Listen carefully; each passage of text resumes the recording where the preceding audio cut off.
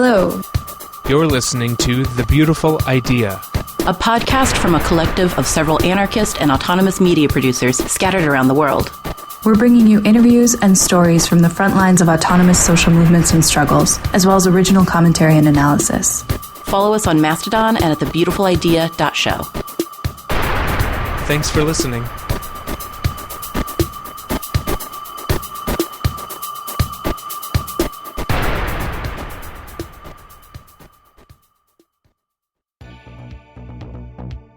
In our following episode, first we catch up with Mia Wong, a journalist at It Could Happen Here, a daily podcast on Cool Zone Media about everyday resistance and the current crisis.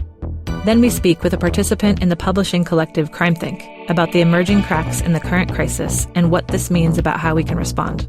And finally, we speak to folks in Olympia, Washington, and North Carolina about recent Festival of Resistance events that were organized in the lead up to Trump's inauguration. But first, here's the roundup. Welcome to Behind the Barricades, a roundup of current events and action news across so-called North America. We are currently in the midst of a constitutional crisis. As we speak, the Trump administration is less than a month into its second term, and already the courts are running into roadblocks in their meager attempts to contain Trump's blatant calls to disregard basic constitutional guardrails. As this is being recorded, multiple rulings by judges to stop the Trump administration freezing federal funds to basic government programs continues to be ignored. We are in the middle of the Rubicon being crossed. The executive branch is defying the orders of its own courts. What happens now is both determined by what people do and how the state responds to its own internal contradictions. Will the Supreme Court step in and side with Trump, or will the administration simply ignore any and all rulings, turning the state into a mechanism to carry out any and all of Trump's dictatorial demands, as the U.S. slips into an all-out dictatorship with billionaires at the helm? But resistance is building and developing at various points of contestation. Across the country, as ICE ramps up deportations and is pushing to begin again deporting entire families, setting up camps at Guantanamo Bay, organizers are stepping up their organizing, from forming rapid response networks, organizing protests, and educating people about their rights. Border czar Tom Homan even went on CNN recently to complain about people in Chicago being too educated about their rights, throwing a wrench into the gears of the deportation machine as Trump demands increased numbers of removals. Communities in Colorado mobilized when ICE went door-to-door in an apartment complex at the center of far-right conspiracies about Venezuela gangs taking over Aurora, Colorado, working to support working-class people targeted and documenting ICE abuses. Meanwhile, thousands of people are taking to the streets against ICE, demanding an end to the raids, a strengthening of sanctuary city laws, and calling for solidarity with those targeted by the deportation machine. Most impressively, we've also seen weeks of student walkouts, most notably in Los Angeles, where hundreds of students across multiple schools have continued to carry out walkouts and rallies, writing anti-ICE slogans throughout the city. Mass protests have also led to clashes with police in Las Vegas, Los Angeles, San Diego, and beyond. In multiple cities, thousands have also taken to the streets against Trump's attacks on trans people, in an effort to call on hospitals to protect access to gender-affirming care and resist the administration's draconian executive orders. Mass mobilizations have already taken place in Chicago, Los Angeles, Charlottesville, New York, and beyond. Communities have also been pushing back against attempts by the far right to test these new waters. This past week, we saw folks in the historically black neighborhood in Logan Heights, Ohio, arm themselves and push through a line of police to attack neo-Nazis who were being protected by law enforcement on a freeway overpass, holding automatic weapons and swastika flags. Community members burned one of their flags, wrecked one of their cars, and even left behind bullets spelling out the letters LH for Logan Heights. Protests have also been taking place nonstop in Washington, D.C. against Elon Musk and his team of far-right minions, leading to some early attempts to blockade them from entering buildings and near constant rallies and protests by workers and their supporters. Finally, demonstrations and acts of vandalism have also broken out at Tesla dealerships, with people calling for boycotts following Musk's Nazi salute and move to dismantle and privatize social safety net programs. Several Tesla dealerships have been hit with graffiti and other forms of sabotage, and there is currently a call for continued protests against Tesla on Saturday, February 15th. We're in scary territory, but also fertile grounds to organize in. People everywhere can see how the Democrats helped us get here and how their refusal to respond to demands from social movements and instead doubling down on expanding and militarizing the repressive functions of the state, who is now coming for everyone. Thanks for listening. Let's get into it. Hi, I'm Mia Wong. I'm a organizer, I guess technically a journalist through some value of journalist, and I'm one of the hosts of the podcast It Could Happen Here.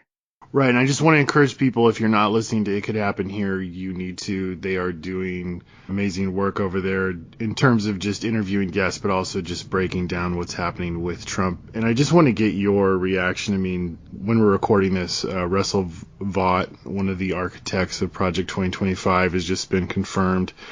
I don't know, it's been a wild couple weeks. I feel like people have gone back and forth between, oh, this is, just like Trump #1, it's just a bunch of dumb culture war stuff, to then, no, this is an authoritarian push. They're trying to amass executive power. This is Project 2025 on steroids. This is very serious and very dangerous. What are you thinking right now as Vought comes in? Yeah, I mean, I think the thing that everyone missed, and I missed this too, right, is the role of Elon Musk in this, because this is not just sort of they're implementing Project 2025, right? Right. The way that Elon has come in and just straight up taken over and started destroying the parts of the state that do important things is staggering. I don't think, and this is something that is genuinely very different from anything that's ever happened in American history. We've never had this kind of just straight up a billionaire walks in and his guys walk into a bunch of offices and start taking all of the data and start just one of the things that they're kind of being forced off of it, but I mean, they directly took control of the Treasury's payment system, right? What they've been able to do is directly just seize control of the financial levers of the state and just start turning them off. Right. Yeah, it's incredible. And there's been lawsuits now that have supposedly barred them from doing this. But I mean, in theory, they still have access, right? I don't know where we're at with that. Yeah, and I mean, this goes into sort of what's weird about this specific coup and why it doesn't look like anything I've ever really seen before. Because if you look at the actual structure of the coup, what are they doing? Right, it's just the SS Youth Division, showing up to government offices with laptops and demanding to be let in. And the bureaucrats just let them in. But, who the fuck are these people, right? Why do they have the authority to do this? They obviously, if you're following the logic of the state, they obviously don't. These are just some random guys that Elon Musk hired. Right. And, and this brings us to this question of what the law is for. Because, states don't technically need laws, right? All the state needs is a monopoly on legitimate use of force. And, everything else, that we think of as typically parts of the state, right? Law, citizenship, et cetera, et cetera. That's all just sort of stuff that's been tacked on as a legitimation process and something to make the state work more efficiently. You could just run a state by literally pure fiat and having a bunch of armed guys, go do whatever you say you want to do. But states don't run like this, right? Even the sort of the most I don't know, quote unquote illegitimate, even the most sort of horrific states in history, and this is going from pure royalist absolute monarchies to the Nazis, they have laws. And this begs the question, what are they for? And the answer is that laws are there for the legitimation of armed force. In a society like the US, right, the law is what gives you access to the men with guns. And obviously, you all of you listening to this, you're smart people. You know that the state will just violate its own laws in order to carry out repression. But the difference is that when they're doing that, those are states where the ruling class has consolidated their control over the state's repressive apparatus. And you look at what Trump's doing right now, right? He's purging the FBI right now. Yeah, literally today they announced that the FBI will hand over the list of agents that investigated J6, which is it seems like the FBI cowing down to the state. Yeah, but that's not the sign of a state. The fact that he's picking fights with the FBI, the fact that he's picking fights with the Capitol Police, that is not a state that has a very firm control over its repressive apparatus in a way that it can just sort of use it to do whatever it wants. And there's a second difference here too between the state beating us up and Musk doing the coup he's doing right now, which is that this is an attack on the state itself, and that requires different levels of legitimacy and different levels of it requires a different standard of sort of authority to actually get men with guns to do things. And right now, they've just been able to bowl over everyone by claiming that Elon Musk's authority gives them the ability to send these 19-year-old groypers, and that's not just sort of me saying that, right? One of these guys was forced to resign after a bunch of tweets came out where he was just straight up talking about how interracial marriage is evil and stuff like that, right? These are just straight up Twitter Nazis. And also worth remembering that Elon Musk started this coup on day one of the regime by doing 2 Nazi salutes. Right. But they've been able to just bowl over all of these bureaucrats and get access to all of these critical systems by just saying well, we're doing this on the authority of Elon Musk. But again, who the fuck is Elon Musk? Right. Right. Well, I want to ask you, you skeeted out something really interesting that speaks to this, but I want to just ask you one other thing about the Musk thing real quick. The journalist Clint Klepperstein, he was saying basically the Democrats pushed, labeled this a coup is silly.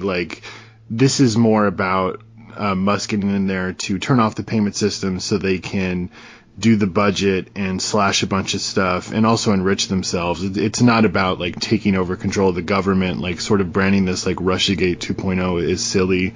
I don't know. What do you think about that? I mean, it seems like a mix of all of it, right? It's not just about them having access to your data, but it's also about the threat of them, like you said, turning off the payment systems to the bare bones social safety nets that still do exist in the United States, for veterans, elderly people, Medicare. Well, I think this is I think that's ridiculous. I mean, if you look at the first thing that Trump did on taking office, right? If you look at those executive orders, he literally tried to rewrite the Constitution in one of the first executive orders, right? He tried to get rid of birthright citizenship. Right. This is not just, you can't just hand wave this away and be this is not a coup, this is just a corporate takeover or whatever. It's no. He is trying to just straight up consolidate the entire power of the state into his hands so that he has sole control over it. It's I don't know what else you call that, right? He's trying to turn the U.S. into a system that has one single unitary branch of power, which is him making him just issuing executive orders. That is a coup. And the other thing that I think, it's not just a social safety net that's at risk here, although obviously it is. The entire there are and this is one of the problems of sort of bourgeois society, is that there are a lot of very critical functions that are run by the state that are, things like keeping airplanes from falling out of the sky, right? That's the state's job. That right. The FAA is the next target of these people, right? We've already seen plane crashes that are the result of these sort of freezes, right? And the entire structure of the American scientific apparatus is things like developing vaccines, right? We've already seen them, unfortunately, USAID was one of the things that was funding research into an HIV vaccine, and that's just gone now, right? Because they just shut down the entire agency. It's these obviously the USAID is also does a bunch of spook shit, but also there's a bunch of just people there are a bunch of people right now dying in hospitals all over the world because their ventilators got shut down because they don't have this money anymore. Right. So this is a consolidation of power in the hands of one billionaire and the pure center of the executive branch that we've legitimately never seen before. This is significantly different than Trump 1. Yeah, but I think this also gets to the weakness of this coup, which is that the difference between this takeover and, if you look at the rise of fascism in India, right? And I think India has the most, I don't know, you'd call quote unquote classically fascist party in the world, right? Those guys, or even if you look at Trump 2017, those guys had massive cores of street fighters that allowed them to just, enforce whatever their sort of political will was without needing the state to sort of fall in line, right? And that, the Nazis have this too, right? And this is the same thing with sort of Mussolini. They have these sort of paramilitary like street fighting groups. And obviously the BJP's street fighting group is much stronger than like Trump's was in 2017. But, they all have these groups of people. But like Trump doesn't have that this time. He's just relying on these kids with laptops walking into buildings and everyone complying in advance. I was just going to say that kind of speaks to what you said on Blue Sky. You said we can stop the coup in its tracks by finding the bureaucrats who are complying and protesting them until they stop and supporting the ones who fight. I mean, play that out for us a little bit. Like, these mid-level people that are basically just being like, oh yeah, come on in, 19-year-old groiper with a laptop. Like, sure, you can have access to everybody's medical information or whatever. I mean, how would people put pressure on folks? Because, I mean, it seems like the pressure is working to some extent on the Democrats. They are sort of getting the spine and pushing back. I mean, they're getting the message. So what about all of these other mid-level bureaucrats that are sort of bending the knee? I think there's a couple of different layers to this. One is that some of these people have actually legitimately, like, some of the first effective resistance to this was from people from, like, the Office of Personnel Management. Right. Where just a bunch of pissed off government workers just said no and like locked the Doge people out of the building. Right. And that worked. It was extremely effective. And this is the sort of skeleton key to this entire thing, which is that like if you just physically show up with people and stop them from doing this, what are they going to do about it? Right? If you make them try to find men with guns, right? That's when the system actually sort of goes into crisis. Right now, they've been able to just sort of roll this through without actually having to get into a confrontation over the fact that they don't have the authority to do any of this. Right. They've got an email, basically, literally. Yeah. And so people to greater and lesser extents, people have already sort of been doing this. You can just physically show up to these buildings where these people are supposed to be, and some of this requires coordination with people who are inside these offices. But those people are pissed. Right, they are unbelievably deeply angry because their livelihood is being threatened, and it's not just that. Like, for better or for worse, a lot of these people genuinely believe in the things that they're doing. Right, like there are a lot of people who work for the FAA who, they work for the FAA because they don't want planes to crash, and they're watching these people come in and try to just make the planes crash, and this gets to this thing, right? Again, like we're coming back to this issue of all of this stuff relies on bureaucrats complying in advance. Right. And you could just find the bureaucrats and make them not comply. And even if you're not in DC at the sort of center of the struggle, you can find them and force them to make a stand. We saw this with the hospital protests for trans healthcare in New York, where a bunch of protesters like showed up to hospitals in New York who'd stopped like providing healthcare for trans youth and just protested them. And like the day after, the Democrats like caved. And, and part of this is also that the Democrats don't operate as, like a quote unquote resistance mechanism or whatever. The only way you can get them to do that is if they think they need to co-opt a movement. So unfortunately, or fortunately, I don't know, whatever way you want to look at that, if you want the Democrats to do something, you have to force them to try to co-opt a movement. But it's not that hard. And these bureaucrats, the ease with which they've been walked over by the right is also evidence that you can also just sort of walk over them by applying a modicum of pressure. And that means that you can find the people who are responsible for enforcing these executive orders, and you can go put pressure on them to be like, wait, fuck this. And that stuff works. And you can do things like make sure hospitals keep providing healthcare for trans youth. Yeah, I mean, I think this kind of like brings up the point. I mean, some polls just came out yesterday that showed like Elon Musk is surprise, deeply unpopular, and Trump is already underwater in the polling. I mean, I remember they did some polls on Project 2025. Literally, it was like 90% disapproval ratings. So, we all know that the sliver that Trump won by was very small, and largely that was caused by people being, disgusted by the Democrats. So, I mean, this idea of a mandate really isn't there, and there's already signs that people are not happy about what's going on and are not excited. And, of course, what we've seen hasn't been anything that, of course, has addressed sort of the material needs of the population. So, I mean, where does that leave us? That we have this authoritarian buildup and power grab, and yet, it's largely unpopular.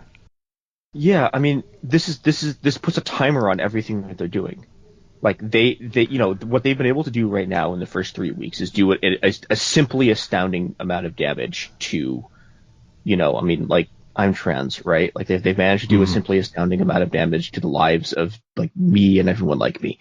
But the thing is, they are on a clock and they know that, right? If you listen to the stuff that they were saying, like as they were coming into office, they were talking about, yeah, we only have 2 years to do this. And I don't think they have 2 years anymore. I think they have, as long as public pressure continues to build. This stuff is building from a lot of different angles. There's been very little coverage of it, but there are massive, like particularly in California, but in a lot of places, there have been these massive, like anti-ICE, anti-deportation protests that are starting, right? And these are not in sort of like the traditional sort of heartlands of what we think of as protest movements. These are places that almost never have these things. And you have people walking off the job. You have like students refusing to show up to schools, right? You have, you have these massive sort of buildup coming. And I think what part of what we have to do right now is, because this stuff is so unpopular, the more that people figure out what they're doing, right? The more that people figure out that, like, Trump is trying to like shut down one of like the agency that like finds like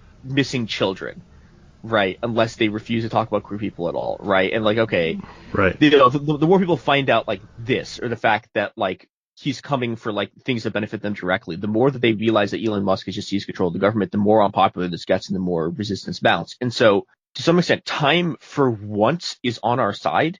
And what we need to do, obviously we need to roll the stuff back, and we need to like run these people out of power. But also every second that we delay them, right? And like the courts are not normally a particularly good political strategy. Like they're just not, right? The courts are on the side of the ruling class. We saw this in 2017.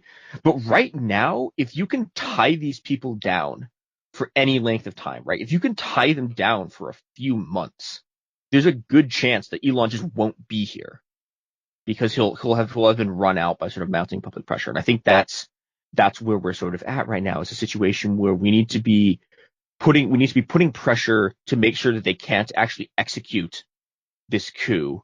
And we need to slow it down as much as possible until it sort of collapses in on itself based on its own sort of contradictions. Yeah, I just want to thank you for taking the time to speak to us. I want to, again, encourage folks, if you're not listening to It Could Happen Here, amazing resource, comes out a couple times a week. Anything else you want to say or talk about or encourage people?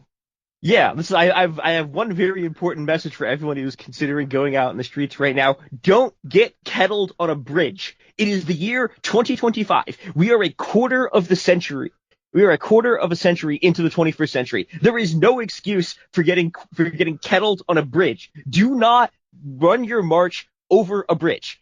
The police will take control of both sides of the bridge, and all of you will get arrested. Simply do not do it. Do not go over bridges. Do not go under tunnels. You, and only you, can stop the dread scourge that afflicts every single protest movement in this country of everyone getting kettled on a bridge and getting arrested. All right. That is my message. Go listen to It Could Happen Here, where I will also talk about stop getting kettled on bridges. And we'll be covering the rest of, more of this coup as it unfolds. And yeah, we have some cool projects in the work on resistance to this stuff. And yeah, check it out.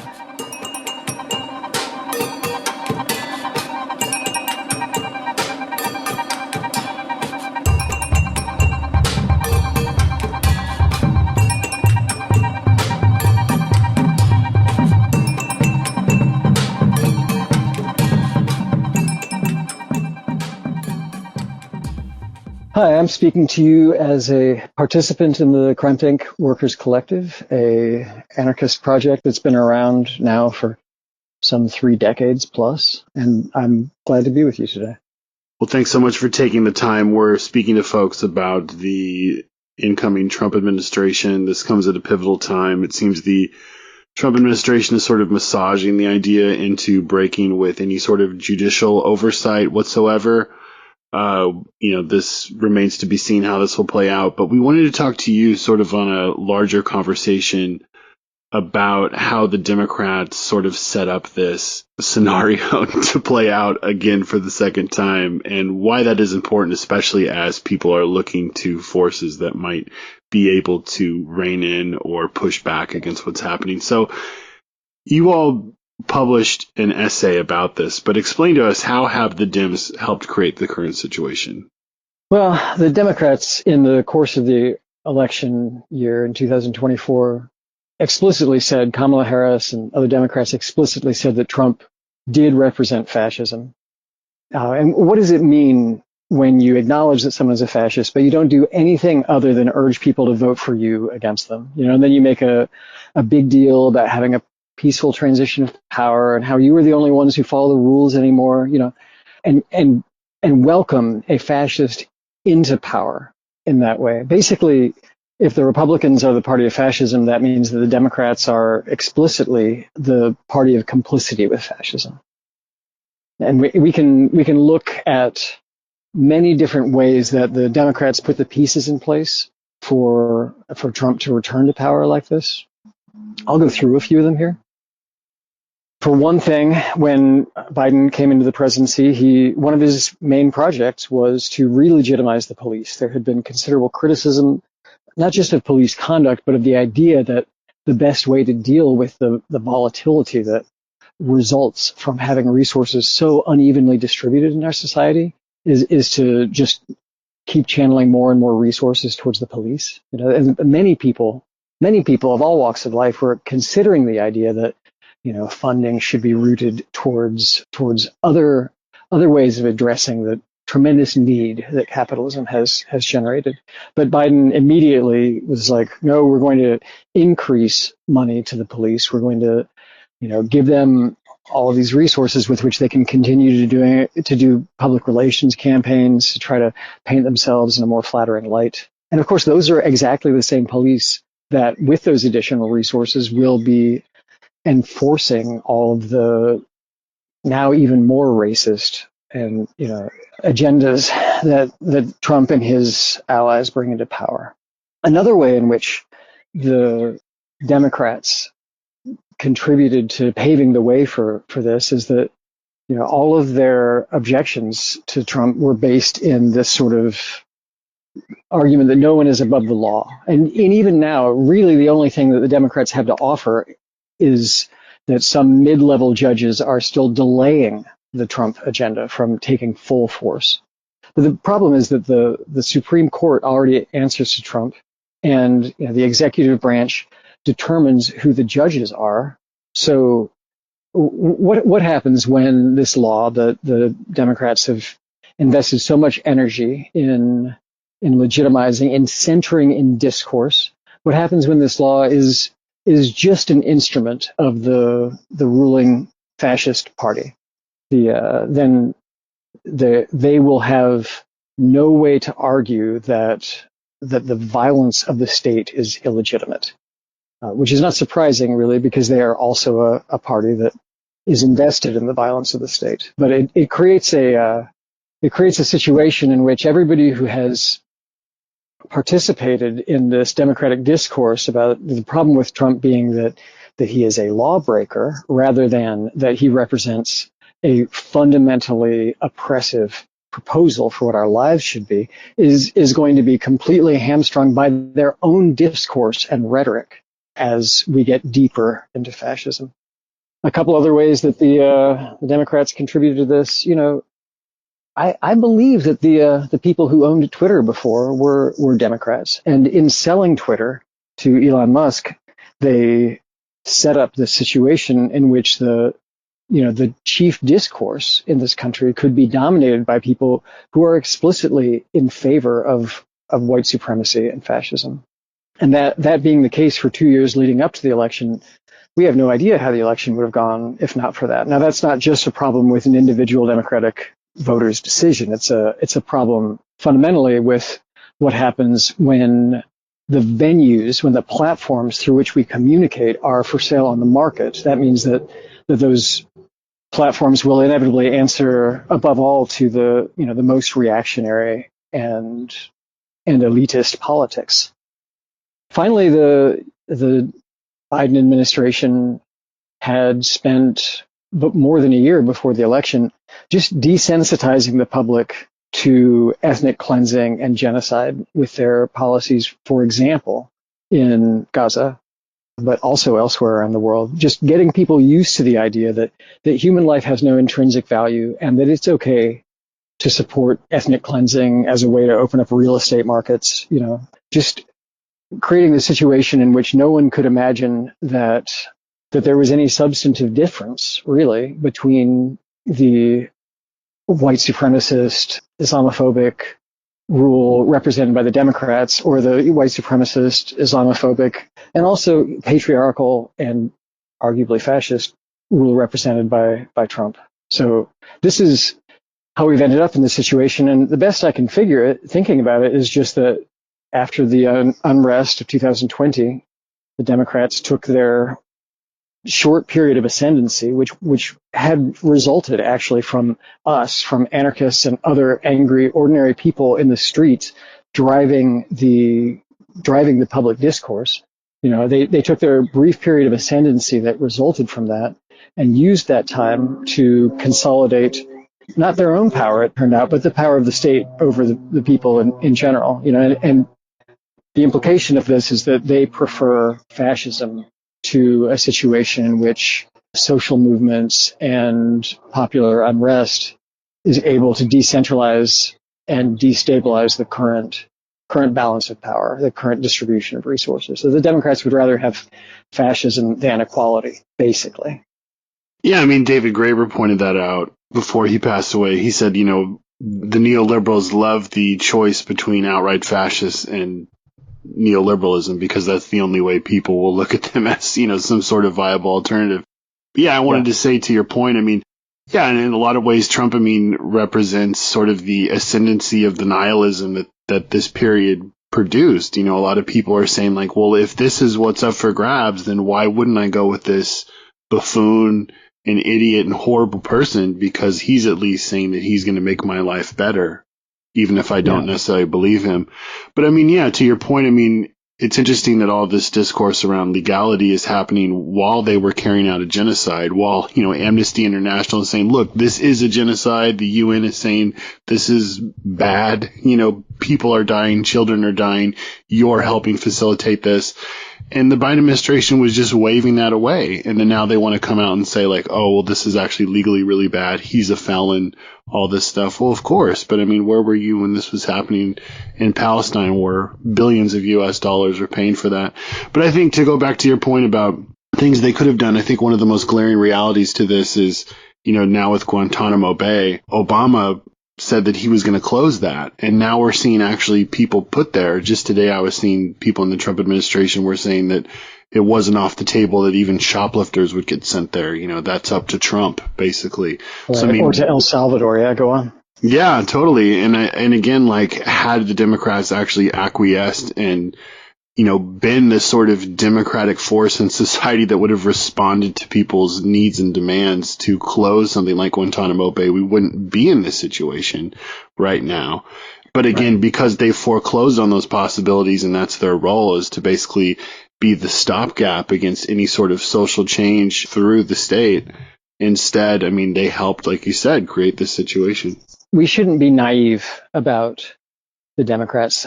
Generations now have shown us that there's no justification for people being shocked when they behave this way. This represents their actual agenda, their class interests. Is invested as the Republicans in, centering power in the hands of, the billionaires and the state apparatus. So when we were chanting, who keeps us safe, we keep us safe, and saying no one is coming to save us, that was true. People were saying that 5 years ago, and that is the case. That is the situation that we face. And my hope is that millions of other people will now come to see that. But we have to demonstrate for them that there is something that we can do together. But we'll get to that. Go on with. For sure. Well, I guess the next question is that, how is the left tying itself so strongly to the Democrats, aided to this unfolding crisis? It's been sort of sad to watch. Like the AFL-CIO, which is the largest labor federation in the United States, responded to Doge by setting up something they called like the Institute for People That Work for a Living, which is essentially just like a media Twitter account or something like that. It's like, you should be calling for protests. You should be calling for strikes, like calling on your members to go out and do stuff. But again, like this sort of tying yourself to this one party and tying everything into this election cycle thing that's produced these results. This is what it gets you. It gets people totally demobilized. And even some folks within the working class seeing Trump as, an alternative to the neoliberalism of the Democrats. Well, to the extent to which participants in left organizations are still answerable to or influenced by Democratic politicians or funding from Democratic projects, that means that at every step of the way, those undertakings are going to be co-opted, are going to be channeled away from effective action. But on a larger scale, I think the real issue here is that capitalism is actually making life worse for the vast majority of people. The quality of life has been diminishing for decades now in ways that can't all be measured by economic criteria. Some people are still doing fairly well economically, but they're having to take antidepressants and all these other things just to manage their lives. Even before we get to the sort of alienation wrought by a continuously mediated culture in which we don't encounter each other directly, but through TikTok videos or something. Now, this situation where many people are poorer and poorer, where power is concentrated in fewer and fewer hands, where life is more and more challenging, the situation generates rage. It generates a sort of inchoate rage that is widespread throughout the population. Under Trump, the Republicans have become masters of channeling that rage towards scapegoats. That's the real source of their power, is that they recognize that people are unhappy. They see the anger and the discontent of this part of the population as a force, as maybe the most powerful, the most determinant force in the population right now. And they have successfully channeled that, towards, not towards the people who deserve it, not towards the people who are most responsible for the suffering that's going on, but towards the most vulnerable people. If you look at the economic analyses, serious economists do not argue that the presence of undocumented people in the United States is making life worse for the sort of comfortable white middle class people who are really enthusiastic about ethnic cleansing. The reason for targeting those people is actually to have something to do with all of the surplus hatred that is generated by capitalism. And you can see this, for example, in the way that Trump and Vance invited Daniel Penny to join them at the Army-Navy football game last December. That actually, and then that Mark Andreessen's firm, Andreessen Horowitz, he's one of these tech billionaire people, that they offered Daniel Penny employment, with their firm. Daniel Penny is the person who just randomly, senselessly, pointlessly murdered Jordan Neely in the subway in New York City. Just for information there. But you can look at these things and you can see that there is a tremendous amount of hate swirling around, anger, and that it would be directed against these billionaires if people had any sense, But the reason that the Republicans are succeeding right now is that they recognize this hatred as a force. They recognize that capitalism has destabilized society, and they are directing that hatred. Whereas the Democrats framed themselves in the election as the defenders of what is, as the defenders of the existing order, which is increasingly unpopular with people. And for years they suppressed every movement from anarchists and other autonomous social movements, and even the stuff from Bernie Sanders. They've suppressed all of these efforts to point to ways that life could be improved somewhat, And this is why they lost. They lost because they associated themselves with an order that everyone hates. As we said when we first started recording, we are currently in a crisis right now. How do you see the current order fracturing, and how do you see it just continuing to unfold? I mean, not just here in the United States, but everywhere. I mean, the worst thing that could happen right now is if there isn't a crisis. We're in a crisis in the sense that we're at a historical turning point, you know? And we can look at symptoms of this turning point. We can look at side effects like Trump basically making Denmark and Panama out to be our enemies, making Canada out to be more our enemy than Russia is. But if you get stuck on these seemingly irrational details, it'll make it more difficult to see the big picture. The first part of the big picture is state capture, what economists sometimes call state capture, where specific private interests, get control of the state and direct it for their own purposes. I think this term was originally coined in South Africa, which Elon Musk is from, to describe the power that corporations there were able to exert by buying up politicians within the government. But we're seeing it now on a much more profound basis in the United States, where we actually have, the world's richest man just getting to personally overhaul the structures of the government. Panning back from that, though, what we can see is the transition to a new form of capitalism, in which human life will be held to have no intrinsic value. That's the implication. That's the meta narrative of the cuts to medical research, to public health, to U.S. aid, is that it's no longer possible to, they want to create a situation in which human life is viewed as completely expendable, not just in Gaza, but everywhere that it doesn't serve the profit imperative. We're seeing whatever pre-capitalist value was still invested in human life and social relations, stripped away for the purposes of pure economic competition. And this is the real substance of the crisis. And what this means is really that tremendous suffering will be ahead of us if we are not able to change the course of events. As you mentioned, we're not just in a new period of governance, but also we're seeing this coming together of state and capital on a new level. What does that mean? Especially like we're seeing tech and the state merging together in a real way. This is interesting, right? Because, in 2020, the thesis was, Trump's sort of nationalism, and the antithesis was the elements of Silicon Valley that weren't sure that they wanted to sign off on what he was trying to do. And, that culminated in Trump being kicked off of Twitter at the very beginning of 2021.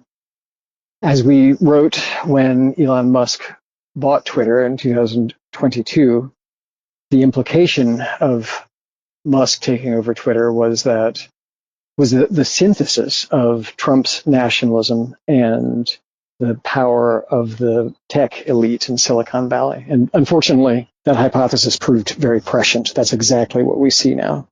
And this is a classic element of fascism, the coordination between corporations and the government, between industry and government. But it's also a risk for them. It's a risk because, as I said, there's so much resentment against those who hold disproportionate power in our society. And Trump and his cronies campaigned on this sort of anti-elitist discourse, which is now visibly undermined by the fact that the chief power players in Trump 2.0, in the new order, are tech elites, actually. This tells us something about the changes in the tech sector, in the tech industry, where 15 years ago what they needed most of all was talented programmers. And so they would hire the most skilled programmers. And some of them were people who came from working class backgrounds and had fairly decent politics, right? Whereas today in the tech sector, the billionaire investors have considerably more power than those programmers do. In the era of blockchain and AI, computing is more important than programming, if you follow what I'm saying. So this means that inside of the tech sector, the power has consolidated in the hands of the most reactionary elements, the billionaires. And at the same time, the state has become more and more, under capitalism, neoliberal austerity programs, the state has become more and more an instrument of violence.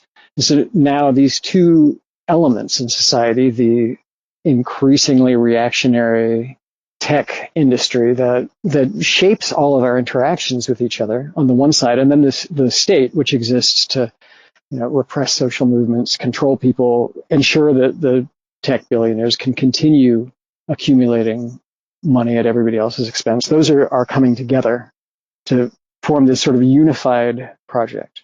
At the same time, like I said, this creates a vulnerability for them because it makes it very hard for Trump and his cronies to present themselves as being anything other than the bullies who represent the elite, stomping, having the mercenaries stomp their boots on our faces, basically. For every action, there's an equal and opposite reaction, and it seems inevitable that there will be anger, that there will be pushback, and the question is simply, can we mobilize the social structures and create the narratives and offer the opportunities to bring people together in such a way that ordinary people can stand up for their own interests, for their own survival, really, against this anti-human, almost post-human regime that is taking shape before our eyes.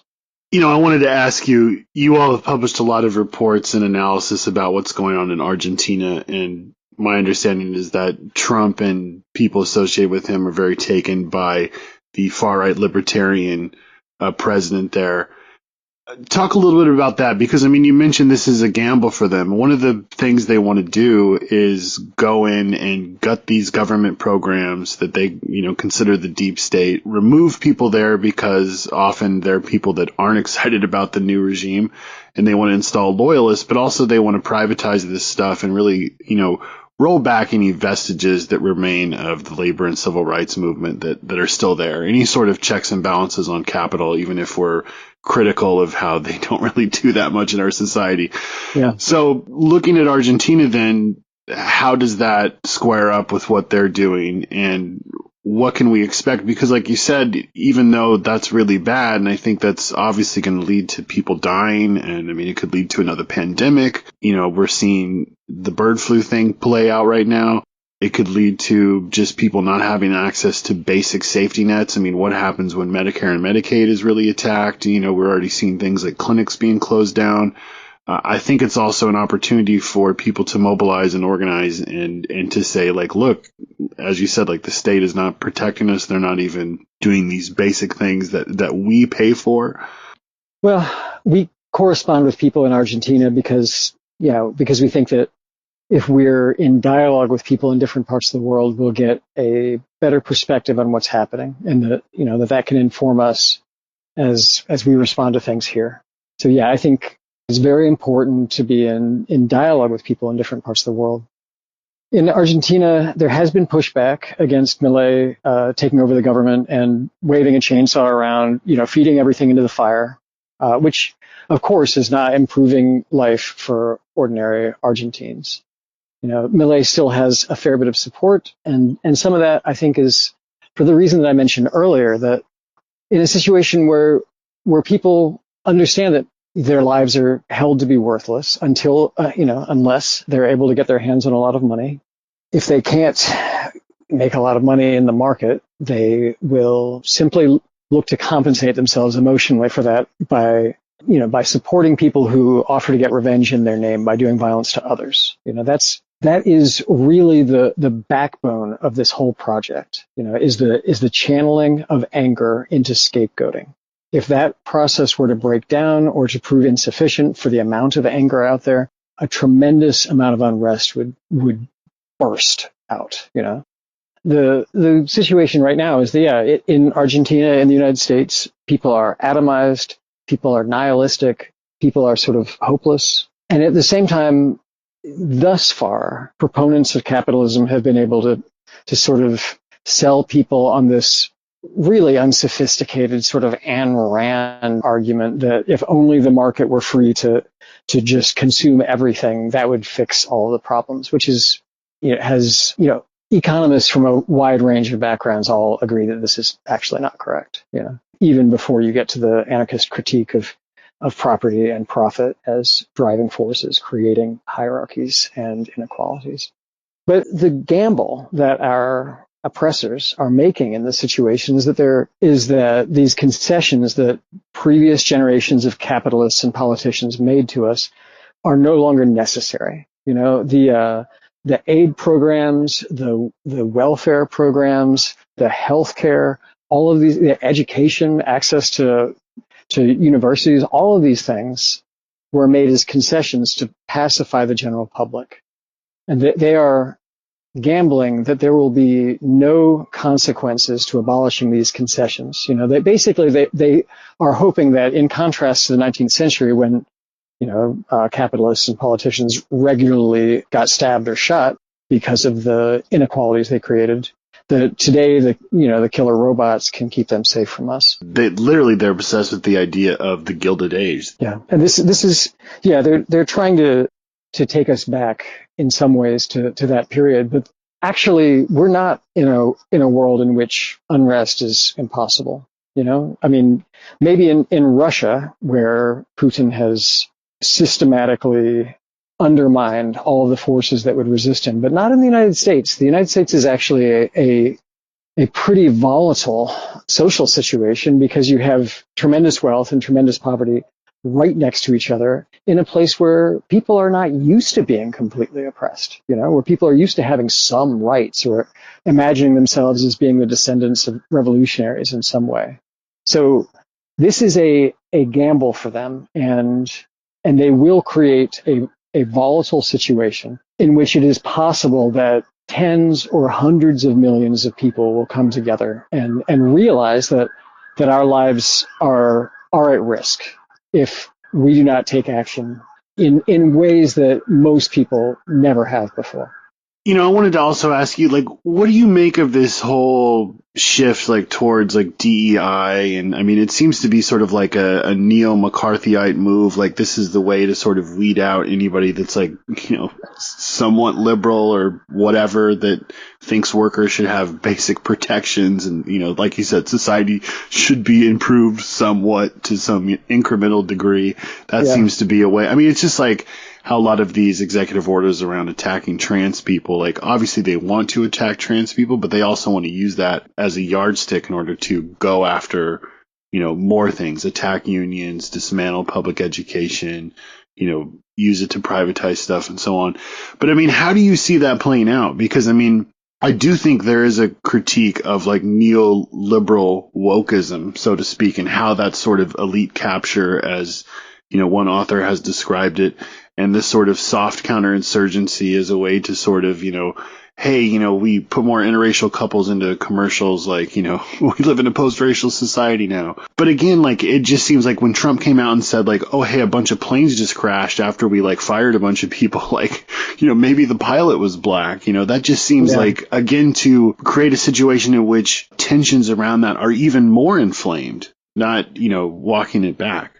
Exactly. And this is what I was saying about them channeling hatred towards scapegoats. You know, the way to do this historically is to have, you know, an in-group or an in-coalition and an out-group or an out, you know, or out-groups. And the in-group coalition channels all of the anger and resentment of the less upwardly mobile people within that coalition against the out-groups, right?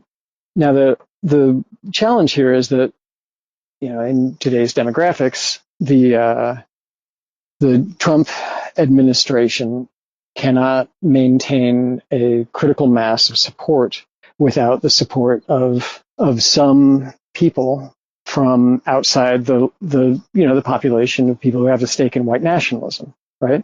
So the way they've done that thus far has been by sort of cobbling together a coalition of, you know, for example, Latino men who are invested in patriarchy, or, you know, or people from the Indian subcontinent who don't want to have high taxes, right? But if they really double down on this sort of, I mean, really abolishing DEI is a dog whistle for just outright racism. And if they really double down on it, a lot of the most capable, most intelligent Latina folks, people from the Indian subcontinent or the Pacific Rim, we'll understand that they are actually next on the chopping block, because the way that capitalism works, it concentrates power in fewer and fewer hands. So you have to have more and more outgroups actually as time proceeds in order to continue to hold together your coalition. What's interesting so far is that because of the Democrats doubling down on capitalism, on supporting it, the Republicans have been able to make this innovation, but it will be clear to people that not everybody is going to benefit from this, and so ultimately everything that the fascists from Trump's generation do to double down on making this a racial conflict is not going to pay off for them. They can try to conduct ethnic cleansing on a massive scale in the United States, but that is going to mobilize large numbers of people against them. It's like I said, it's a dangerous gamble, and although it should be terrifying for us that things have come to such a pass that they are prepared to do this, we can also start looking for the opportunities that it will open up for us to create solidarity between new groups of people and to go on the offensive against them. Yeah, I mean, it also speaks to their forces that, the army that they've assembled is like 5 kids that made racist tweets about how eugenics is awesome and based or something. Right. The idea that the U.S. military, which has a lot of poor people from communities of color in it, is going to be subservient to those 5 19-year-old white boys is, well, like I said, it's a gamble for them. So, to end on a positive note, there was recently a call for festivals of resistance that happened. Thousands of people across the U.S. mobilized and had different assemblies and different events bringing people together to talk about how people could organize and mobilize and show that autonomous forces can bring folks out beyond just, established political scenes. So now the question is, now what? We've seen lots of ICE protests, walkouts by students. We've seen the 50-51 protests happen at U.S. capitals across the U.S. We're seeing rallies in D.C. against Doge. There is basically a new wave of things happening. So I guess the question a lot of people are asking now is, what do we do now? What is the move? Well, the first thing that we need to do is build up more connections between people, because we're in an increasingly atomized society in which people don't have the relationships or the formats that they need with which to take action collectively. The good news is that as a consequence of people being so atomized, every time that people create some kind of community, other people will want in on that. The Trump supporters have been able to succeed at channeling people into these new churches, as a consequence of that. But not everybody wants to be some bootlicker. Lots of people actually want to be in legitimate communities where they have relationships with their peers as equals. Anywhere that we can create a community that is able to meaningfully improve the lives of the participants, people will want in on it.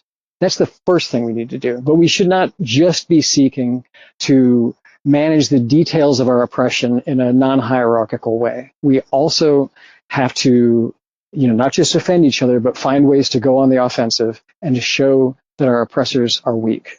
If we spent, the rest of our lives just trying to protect people from ICE raids, just trying to help people go underground, we could put a tremendous amount of energy into defensive, protective efforts and still lose more and more ground. We actually have to show that the order that they're trying to impose on us is vulnerable.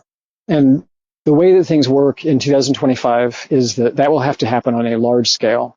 We're not talking about something that one person can do by themselves in the middle of the night. We're talking about a movement that will have to involve a large number of people.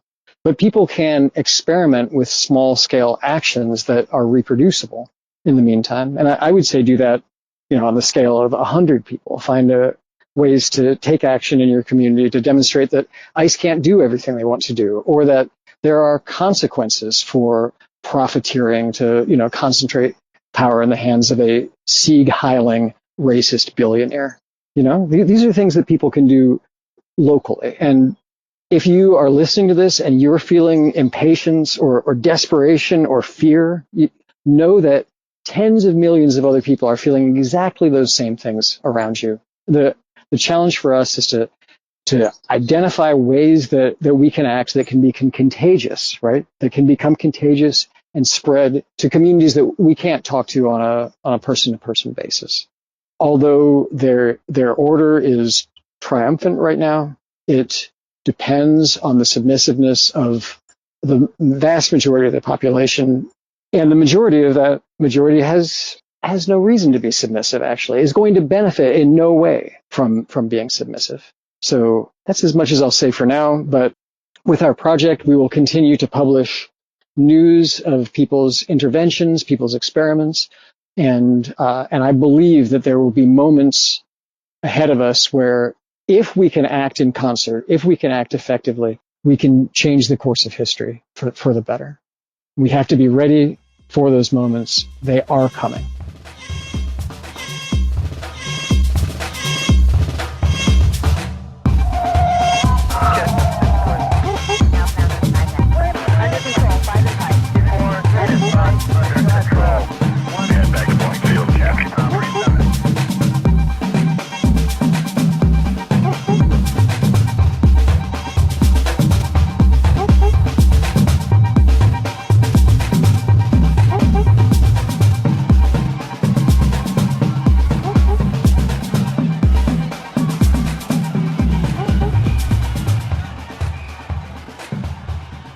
We're joined today with a friend out of Olympia, Washington, who took part in the People's March and Festival of Resistance on January 18th. And we're here to ask some insight about those events. Would you mind introducing yourself for the folks at home? Hi, yeah, I am a participant and organizer in Olympia. I've been there for well over a decade at this point. So I guess the first question is, what was the People's March and Festival of Resistance? You know, what were like kind of the intentions going in? What was like the makeup of the people involved? Yeah, how did that pan out? Yeah, the original organizing group was a coalition of activists and people who've just been around for a while. It was multi-generational. It was a combination of various local organizations, all at a grassroots level, wanting to organize a march leading up to the inauguration, but also to kind of carry some of the momentum from organizing in the past year. There's been a lot of pro-Palestinian organizing, and so there's a lot of carryover from that. What did like the outreach process look like for that? Like on the flyer, it's like there's a union, and there's also like, you know, an illegalist, you know, insurrectionary anarchist distro, people of like kind of a diverse ideological background, but sort of maybe having shared sentiments in the contemporary. Yeah, I mean, a lot of this really just comes down of the relationships that people have in Olympia over the past so many years. It's that people actually know each other. So it's a pretty small town, and so that creates certain affordances. And maybe in the past there would have been more like hostile relationships between these kinds of groups, but that's just not really how it is right now. And since there's more personal relationships involved, when people reach out to other people, it feels like comradely, and people are much more amenable to it.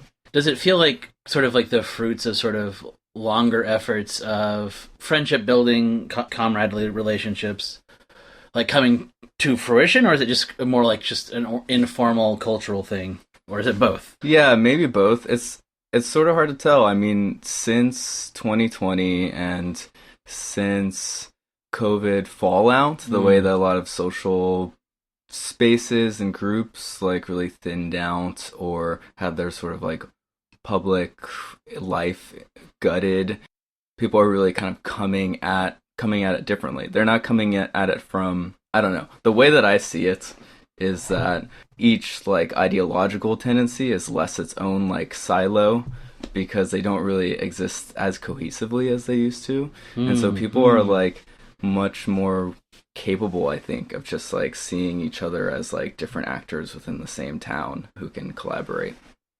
Yeah, was the march beyond just like kind of a demonstration of people's, you know, feelings about a situation? Did it feel like a space of encounter where people were getting together and talking about it? And like, I guess also the festival too. Maybe to clarify, these seem like two slightly distinct events that happen like simultaneously or one after the other. Yeah, well, the The march was going to have a certain kind of like forum attached to it, but once the meetings for the march, once invitations were sent out and it got a little bit more broad, the idea came in of attaching the Festival of Resistance to it instead. And that had a largely separate organizing group, though somewhat overlapping in a way that was good because people were already spread thin and weren't really coming at this with a lot of energy. It's still a lot of like burnout that was still being like shaken off in this moment. So having that sort of like division was really helpful, and yeah, they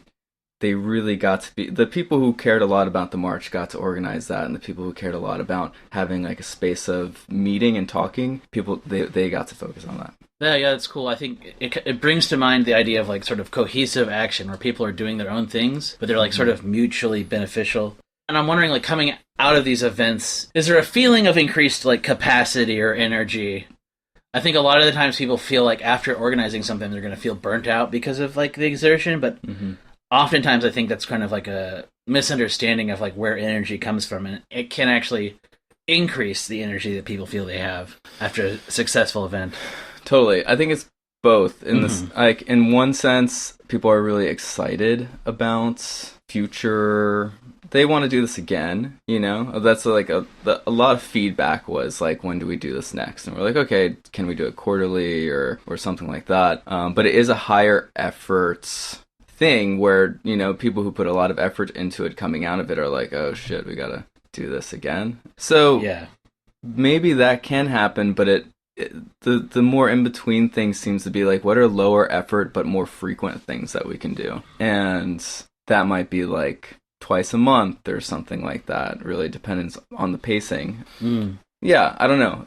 Previously it seemed like nothing like this was possible, so I think this event sort of acted as a litmus test. And I don't even think people who organized it were like sure how much they have like in the tank for something like this, or the people who showed up to it. But I think the ultimate result is that the dust has been shaken off. There's more activity, there's more interest. Also, the conditions have been constantly changing over the past month, and so there's a lot of questions being asked about what's next. Yeah, even before COVID, there was like an issue of trying to have nodes for people to plug in. I think in the past, May Days kind of served as that, and then also social centers. Reflecting on what you're saying, like, it does make sense to have sort of low effort places people can have, spaces of encounter, spaces to meet each other, spaces that are not ideologically necessarily as rigid, but can like sort of make a sort of counter-positional thing that has a lot of the dispositions we like anti-capitalism, anti-imperialism against the state, and then also about really grounded social issues that people are facing now. Yeah, I mean, is there anything else you feel like you accomplished that I'm not touching on here?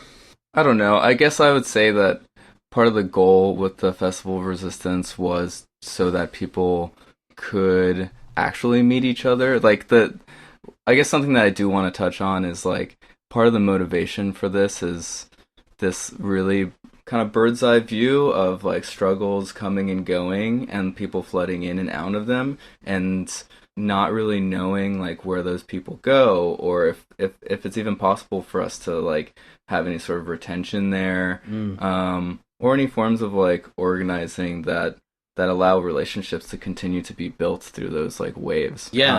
And so part of this was like, okay, there's going to be a march, and it's going to be a pretty like family friendly go to the Capitol march, which sometimes people like there's a whole contingent in Olympia that really isn't interested in that sort of tactic. But when it's combined with a social gathering like this, with all the mutual aid groups and breakout discussions and workshops and ways to plug in, all of a sudden something like that can make a lot more sense. And we had like maybe 1,000 people show up for the rally and the march, and that's, a lot for Olympia, especially in recent history. And it was amazing how much of that flooded into the Festival of Resistance. And so if either of them had existed without the other, then one, it would have been like, what was this for on the march's side? And then for the festival side, we probably would have been stuck with some of the same like kind of subcultural limits in terms of who would show up. So coming out of it, I feel it's just like seeing that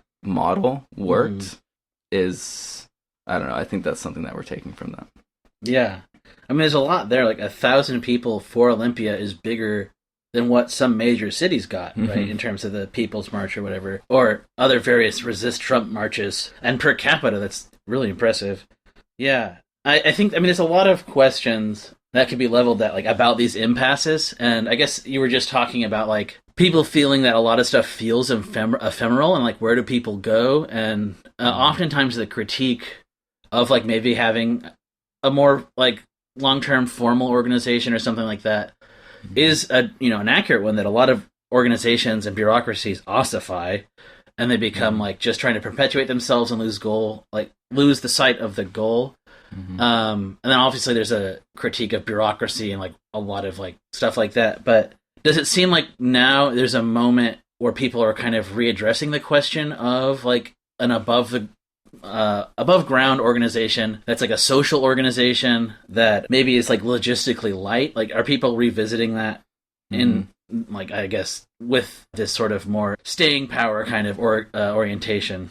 Yeah, I think so. I think a lot of people are thinking about, well, one, defining what our limits have been in the past, and two, what we can do about it. Yeah, I mean, all those pitfalls and critiques still apply to these questions. And so just pendulum swinging to the other end isn't exactly the answer, I don't think. But in some ways, the people who've historically been the most critical of it are in maybe the best position to try to think of what are versions of organization that scale up. What could they look like that really do include those critiques or kind of safeguard against them without avoiding the question altogether. Yeah. And there's so many ways it can look like. It can be super decentralized, and it could be mostly, even just like various communication technologies can act as like a minimal form of like connecting people, and that's a piece of infrastructure. But that's just to say, like, you can think about this very broadly in terms of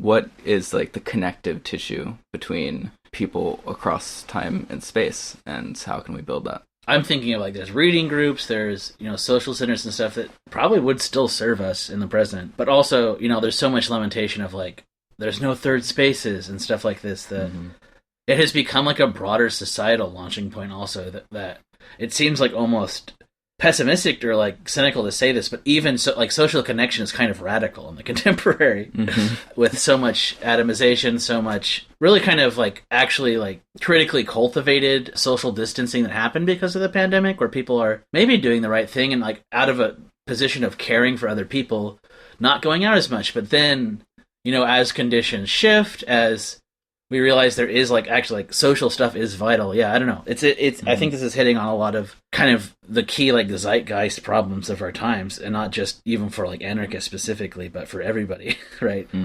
I think one other impasse people talk about is kind of the limits of popular frontism, in the Trump era specifically, but even going back to like, there's previous critiques of anti-fascism where if you have kind of a really broad anti-fascism, you're basically saying that liberalism, or like the dominant like liberal capitalist democratic order, is preferable to fascism, which is probably true, but at the same time it kind of gives them an out to be the good guys, right?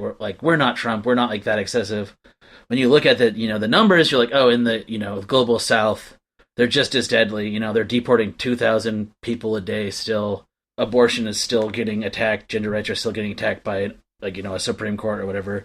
And also, there's still environmental devastation, capitalism still exists, there's still more fundamental problems of the state. And I'm wondering how you like thread that needle of trying to have contagion across difference with other people that, maybe are implicitly liberal, not explicitly liberal, because explicit liberals tend to be just actually reactionaries, but implicitly liberal or, kind of vague left, and that could be friends and allies against capital and the state, and have, I'm thinking also of like people who are more directly marginalized, who have, more radical politics than like the mainstream, like middle-class white liberal, but also doing that and not just critiquing the excesses. And maybe that's not something we can answer now, and maybe it's just a dispositional thing, like always having that in the back of your head. And like, I think a lot of this is actually just critical thinking, right? Where a lot of people want to have like a ward against it, where like, if we just say this one thing, our problems go away, or like if we do just like the maximal opposite position, we're going to never have that problem again. And then they just end up having stagnation and like siloing themselves off, right? And having,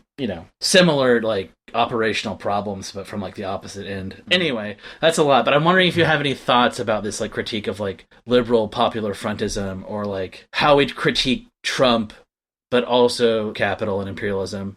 Mm-hmm. And I don't think it's like totally hopeless in the contemporary, because people saw through like Kamala, right? Like that's kind of an indication that it's not always hopeless. But anyway, if you have thoughts on that, I would love to hear them. Yeah, I mean that is a lot, and I don't know if I'll sufficiently like respond to it.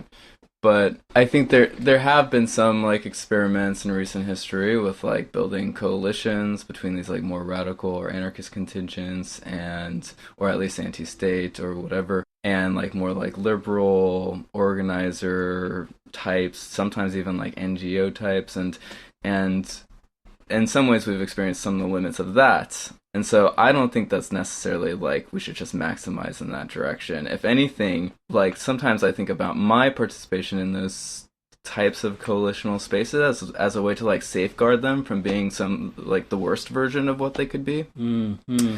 And yeah, just like having a role in kind of like injecting a sense of like, like leaving space for escalation to be able to happen, and creating like, or like having a voice for that sort of escalation within like these broader strategies, and making sure that those like movements or those spaces or whatever aren't being repressive to escalation either. If that makes sense.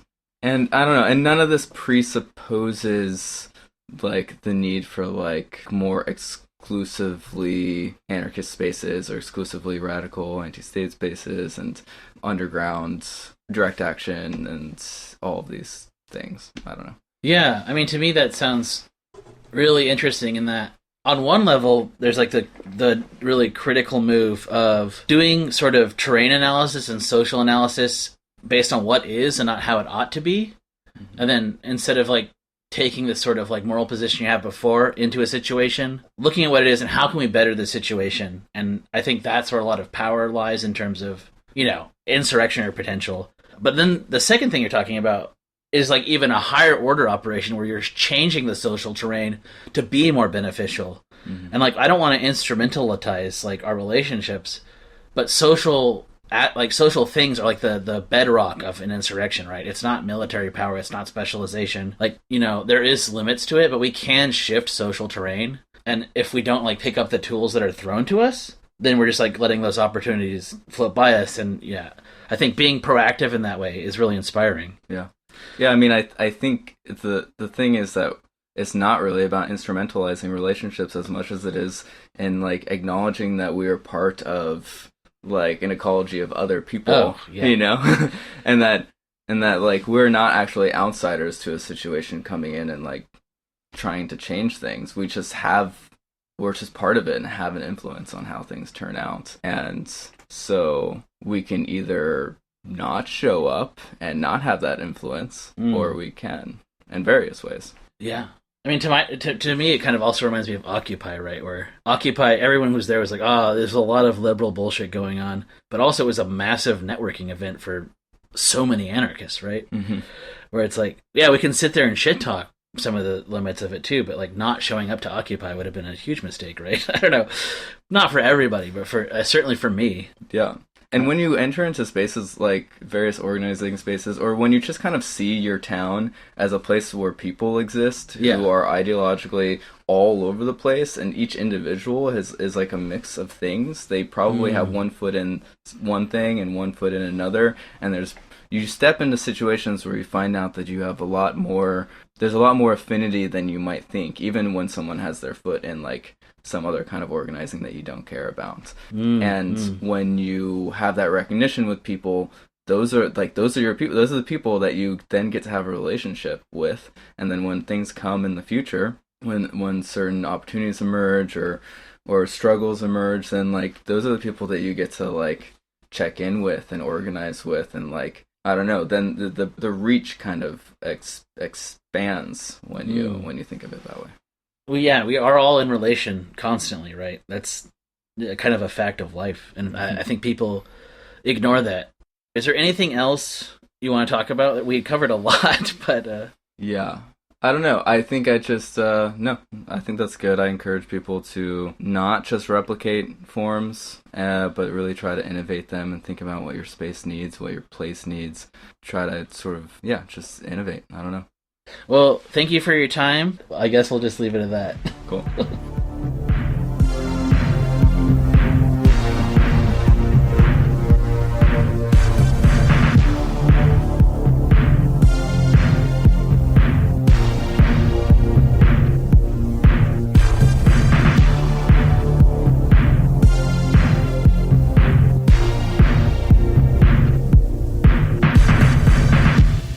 I go by P. I use they, them pronouns, and I am currently based in Durham, North Carolina. Hi, I'm C. I use they and them pronouns. I am also calling in from Durham, North Carolina.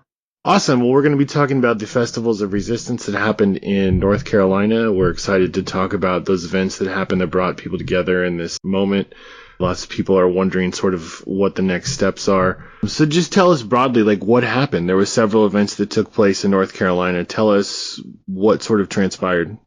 Yeah, so a few different groups of folks came together to do different events for a whole weekend from Friday to Sunday.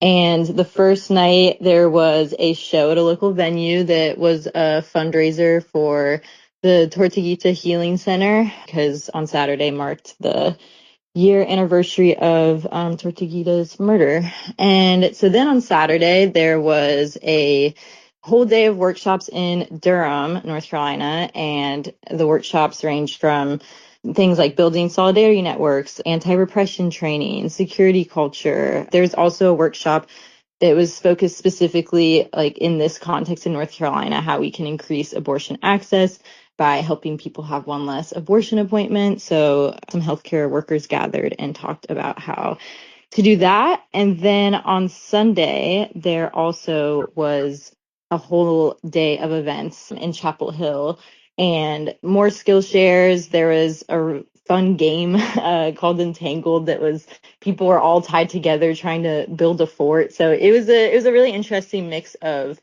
you know, some like heavy, serious stuff that we need to be thinking about, and also some light play and getting to know each other. There was tabling at both events. There was also food, and then on Sunday evening there also was a film screening.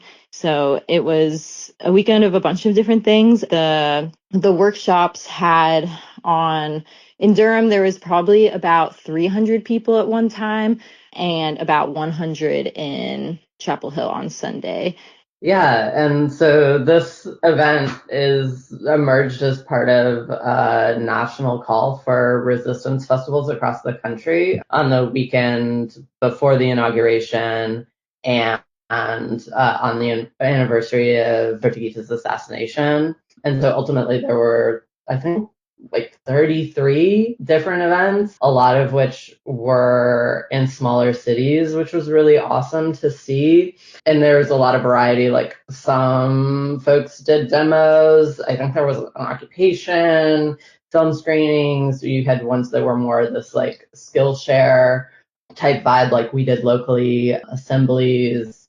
Yeah, lots of different stuff. So we kind of position ourselves as like, yeah, we did something really cool locally, but like there was a lot happening, and it was great to understand what we were doing kind of in that context. And I think, like, I mean, this was an idea that was brainstormed like before we knew what the results of the election were. And I think kind of is a message. We thought about doing it as a message to each other during like a major power shift, like no matter who won, it was gonna be significant, and to like demonstrate with each other how much power we actually have together and strengthen the infrastructure that we built together.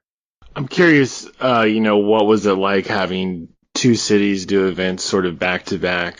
Did that sort of like build momentum, or was there sort of cross pollination on that, or? Yeah, I mean, there's definitely some crossovers of, there was actually even some similar workshops. There was some similar tabling in a way that it was, people from Chapel Hill were in Durham and people in Durham were like, oh, what is this project? Never heard of it. So it was cool to kind of allow folks the opportunity to move between cities. And yeah, it was great to have folks from all over the triangle get to be in different cities and share their projects. For example, for like one project, they gained like 60 plus people interested in what they were doing. So it was really, I think, useful to have folks cross-pollinate and be moving between different cities in the triangle.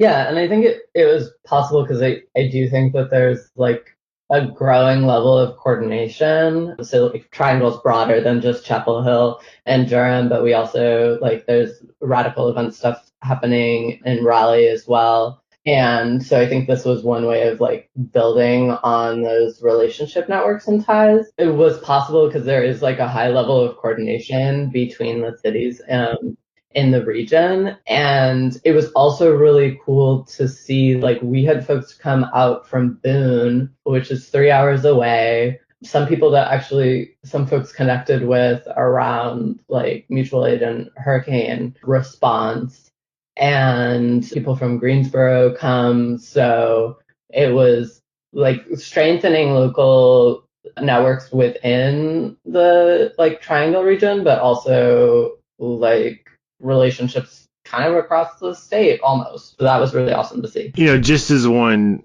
follow up to that, you mentioned hurricane response, like having this come after that. Do you think that impacted either in terms of just where people were at in their heads or sort of the networks that were created out of that, the autonomous disaster response? Did that sort of impact this? Yeah, I would say 100%. Like, I think that like one of the lessons that we learned hosting this is that like a really small group of people can pull something like this off, and it depends on pulling something like this off at like a larger scale relies on broader community infrastructure that anyone can build. So I see this as like that it was made possible because of some of the existing projects that exist, including the mutual aid networks that really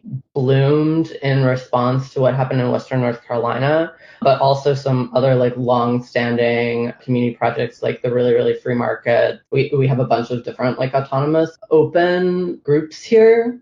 And then I think we also like were really able to tap into energy, not only like kind of post hurricane, but also folks had held some community assemblies in different cities. And we had a lot of like new projects emerge out of those assemblies. And so these assemblies were hosted after the election. So there were a lot of like newly activated people looking to get in connection, and some really cool stuff has come out of that in terms of like immigration, like rapid response network, some like really dope zine and community information projects, like some trans support networks. And those like this event was kind of an opportunity for a lot of those groups to reconnect with each other, to like check in after like a couple of months of organizing. For some of them, it was the first event that they like public facing event that they did. And like, so it was a coalescing point for them.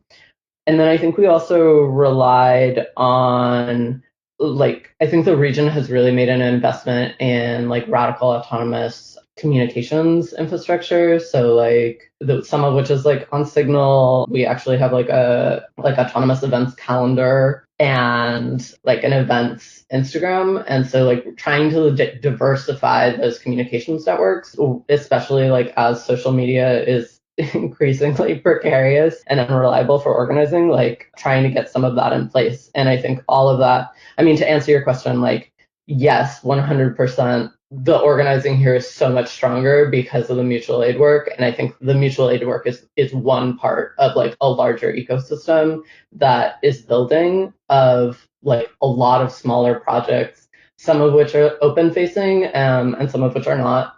And it's been really cool to see that work grow and kind of like the sequencing of the assemblies and then this like resistance festival like as a way of kind of tracking the growth of those projects and like giving support to sustain them, like all the new people that were brought in after the assemblies and after the festival has really like, yeah, just like increased our ability to do things together in really cool ways.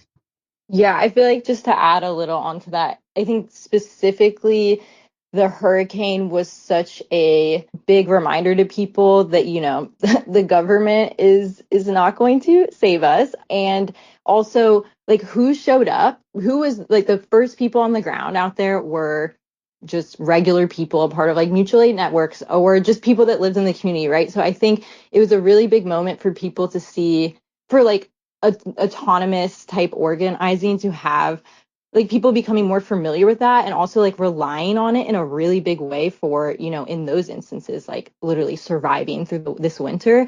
And I think that has like spread rapidly. I think the hurricane really showed people who to rely on in crisis, and it's not going to be the government. It's not even going to be, you know, organizations, whatever. The first people on the ground out there were folks just a part of mutual aid networks showing up to take care of each other. And I think that has had a really big impact on people's familiarity and also kind of legitimacy for autonomous organizing. And beyond the hurricane, there has been, as C mentioned, a lot of work into making autonomous organizing more public facing, so people are familiar with it in a way that feels exciting and good. So I think for this event, things we saw were significantly less people being like, what organization is putting this on? Which is, you know, a question that people have gotten often in the beginnings of introducing more autonomous things in this area. And for example, yeah, people just walked into the festival and started setting up their stuff. And I think it was just really beautiful to see the way that like more autonomous organizing is becoming the norm here, which is really exciting. Yeah, that is exciting. Well, with all that in mind, like, what are some of the lessons that you feel come out of this that speaks to the moment? I mean, because, I mean, so much of what, you know, we can't rely on the government. I mean, they're literally like, you know, slashing, you know, basic bare bones programs like I read online that, you know, because of what's going on with what they're doing with the budget, like rural health clinics in Virginia, which is not that far from where you all are at, you know, are shutting down. I mean, we're just going to see more of this. So I'm curious, you know, what do you think comes out of this that informs the moment that we're in right now? One of the big things is like, don't wait, like start forming something to take care of your community now, no matter like what the scale is. And start building up like whatever ecosystem, like building up an ecosystem where you live of different projects that allow us to take care of each other. And I think having at least some portion of those projects be more open facing so that more people can like come into doing that work. We can build relationships and like strengthen trust that can allow for like different things and different forms of resistance to be possible feels really critical for keeping each other safe in this moment. And I think just like also leaning into the trust around like, if you want to do something, it doesn't have to be entirely alone. Like when we were first planning the event, we had initially talked about like, okay, what do we want to see? Who can do this skill share? Who can do that? And I think like Pete made a really great intervention around like, let's do an open call instead of us trying to hold all of this ourselves. Like, let's invite other people to submit proposals, to like lead some of their own skill shares, and like the outcome of which like took a lot of burden off of all of us, like for holding everything, but also was that opportunity to build and strengthen connections so that when we did have an event, like all the people that were facilitating also were bringing their people, and there was cross projects and create like collective infrastructure that supports all of the things that we're trying to do. Those are some of my big takeaways. I don't have like the silver bullet around how to respond to the moment, but I know that like the energy of what we're doing here makes me feel like more is possible. Yeah, I think there's a few things. One, I think, yeah, just like, again, the importance of more public facing autonomous actions and care. And I think anarchist spaces can get pretty siloed sometimes. And some of those reasons are about security and are really valid. And sometimes it's not all about that. And I think we need to, yeah, like step away from kind of political puritanism and be open to connecting with folks who, maybe are new to these ideas but are excited, or it's just it's going to take all of us to survive and care for each other. And I think also something like this event, even for myself, just it was really shocking, just to emphasize, like, a handful of people pulled this off. And, we are all also just trying to survive capitalism. And so I think it was just really inspiring to be like, wow, look at what is possible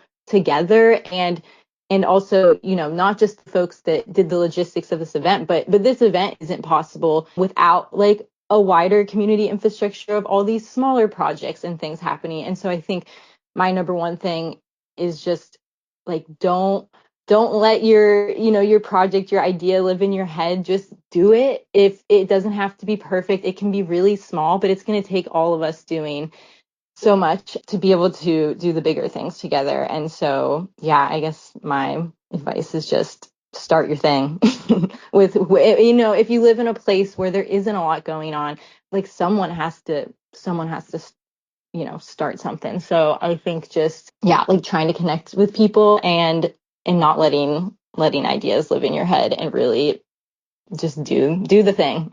Well, I feel like you already kind of hit on it, but I mean, I think a lot of people are wondering, like, how do we go forward right now? And there's a lot happening all over, but also I feel like there's a lot of trepidation with the moment. I mean, it's pretty scary what's going on. So yeah. I'm curious if you have any thoughts on that.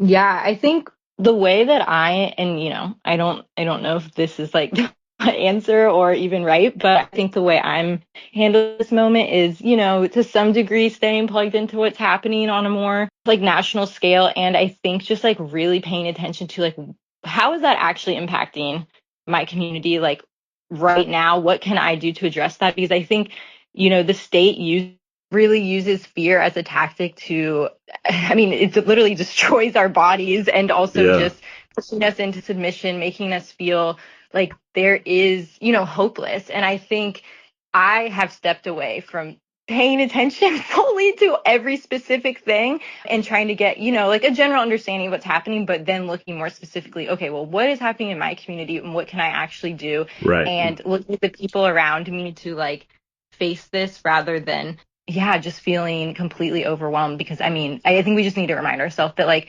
some of the things are for sure happening and some of them actually might not. And the fear is a big part of that. I think with, immigration stuff, I think for sure are relying on people to also like self-deport themselves because of like the fear they're stirring up. And so I think we need to be really intentional. I think just, like taking a beat and focusing on what is actually happening around us and like what we can do together, and like kind of pulling back from, I guess, the national scale a little bit. Yeah. And I think there's also ways to think like do local and also think about what kind of impact and relationships we can form in a broader scale. Like, I think one of the cool things that like this region is kind of known for is thinking about like these open facing projects that like can be replicated anywhere. Like some of that being like the really, really free markets, something like Food Not Bombs, different forms of mutual aid projects. We have something really cool that has started here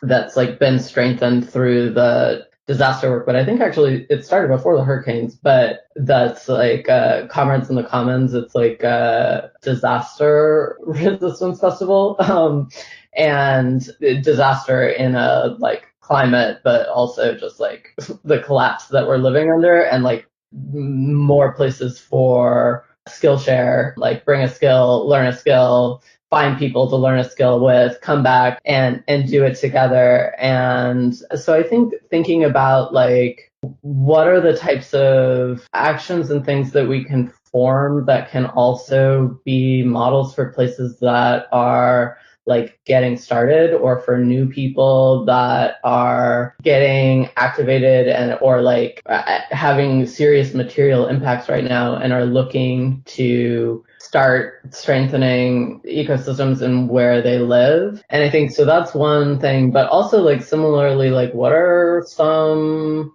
possible replicable actions that we can take to like clog up the system and like disrupt some of the violence that's happening. So those are some things that like we're thinking about, and like how do we have like the communications networks and things like this podcast and projects like that, so we can be learning about the types of resistance efforts that are happening across the country, even as we're trying to like also like stay grounded and fight back against the fear and information like onslaught that is like social media right now in the news cycle. To say again, like, please don't let your ideas live in your head. Just do the thing.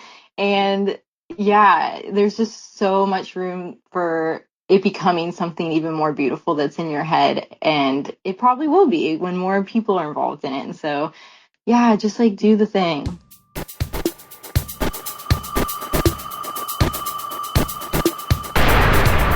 Thanks for listening to today's episode of The Beautiful Idea. News and analysis from the front lines of anarchist and autonomous struggles everywhere.